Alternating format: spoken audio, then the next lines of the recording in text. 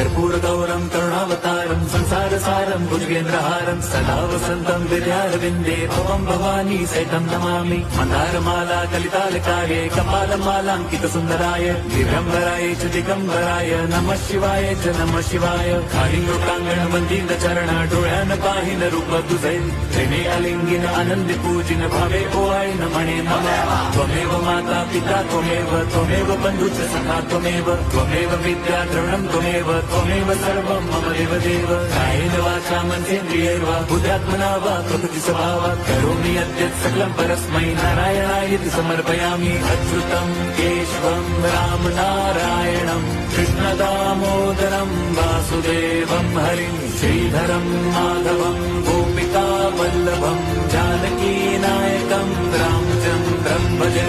Hare Ram